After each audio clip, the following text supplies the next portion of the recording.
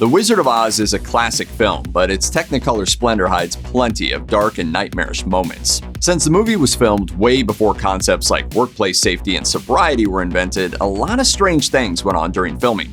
People got hurt, movie history was made. Worth it? Maybe. Let's see. If you always thought the Cowardly Lion's costume looked incredibly realistic, that's because it was made from real lions. The idea had been to make a couple of costumes so actor Burt Lahr would be able to swap them out during filming. But the unique patterns of the real lion hides made that impossible, since every costume would look different. Lahr ended up using one single costume that weighed about 60 pounds, which quickly filled with sweat under the hot studio lights. It became such a problem that the filmmakers needed to make a special purchase, an industrial drying bin to help get the costume a little less wet for the next day. Not included, Febreze. At least stunt doubles and stand-ins got to share a different sticky costume, which was close enough to the original to stand in during faraway shots. After filming, the costume was largely forgotten until it was rediscovered for a 1970 auction, where it was sold for $2,400. It was later restored and went on to sell for $3.1 million, sweat included. Jack Haley made the Tin Man everything we all know and love, but a weird series of events put him there. The original cast list featured Buddy Ebsen as the Scarecrow and Ray Bolger as the Tin Man, but that's obviously not how things turned out. The story goes that Bolger wanted to be the Scarecrow since he was a dancer and didn't want to be trapped inside a tin suit. He went to MGM honcho Mervyn LeRoy and said he'd been cast in the wrong role. They allowed Ebsen and Bolger to swap roles, and some of the movie was even filmed before Ebsen was sent to the hospital with a major allergic reaction to the aluminum dust that he was painted with.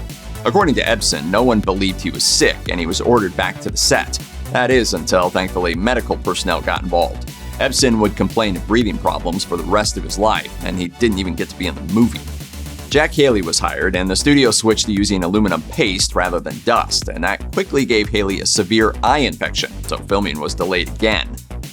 Margaret Hamilton, who played the Wicked Witch, was the type to suffer for her craft, and while there were a whole bunch of accidents during filming that would have today's stars calling their lawyers, her on-set mishap ranks right at the top.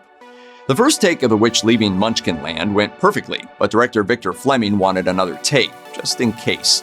During take 2, Hamilton's hat and coat caught on fire, causing horrific burns to the poor actress. She left the set for 6 weeks and returned before she had completely healed.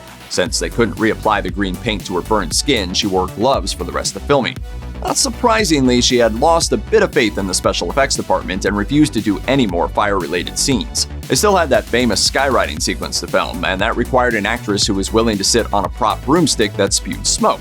Long story short, it was a pipe. It was filled with fire, and it exploded. Hamilton's stunt double, Betty Danko, was hospitalized for 11 days. Presumably, she never worked with fire again either. One of the tough things about The Wizard of Oz is separating fact from fiction, especially when it comes to long-standing rumors about the film's massive mob of munchkins.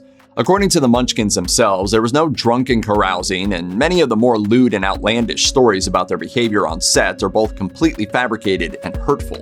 The core group of Munchkins was made up of a troupe of European vaudeville actors called the Singer Midgets, but Munchkin Mickey Carroll was born in St. Louis.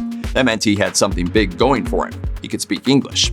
When it came time for filming, they needed people who would deliver what would become some pretty iconic lines. Carroll performed those lines along with Munchkin coroner Meinhard Robbie. It was Carroll who provided voices for the Lollipop Guild and even said the iconic "Follow the Yellow Brick Road." By the end of filming, he'd spent 3 weeks doing voiceover work, including Auntie M's panicked shouts when the tornado hits when she couldn't yell loud enough. Carroll was one of the last surviving Munchkins, dying in 2009 at 89 years old. We hope he found his own happiness at the end of the rainbow. By the end of filming, MGM decided that The Wizard of Oz was about 20 minutes too long. The first thing that got the axe was a scene that had taken an entire 5 weeks to film and cost a mind-blowing $80,000, or $1.4 million in today's money. The premise was pretty simple. The Wicked Witch sends a swarm of bugs, which are known for giving their victims the jitters, to distract Dorothy's group while her henchmen swooped in. But really, it played like an excuse to do a contemporary dance number in the middle of the haunted forest, which was still a lot nicer than the Wicked Witch from L. Frank Baum's novels, who sends out killer bees to sting the party to death instead. There was more to the whole jitterbug plot, but with bits and pieces of the story falling off the original script, only one portion of it remained in the final film. Too bad it made no sense without the whole dancing scene. They'll give you no trouble, I promise you that. I've sent a little insect on ahead to take the fight out of them. The out-of-place reference to a modern dance fad was way too odd to keep, and that's saying something for a movie that starred a robot and a living bunch of hay.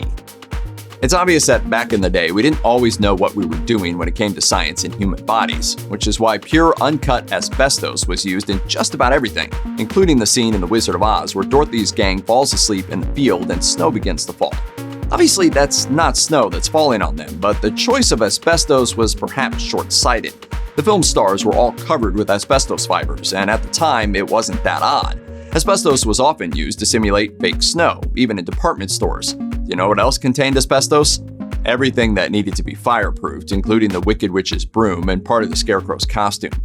Unfortunately, that may have been a factor in Ray Bolger's death from cancer in 1987.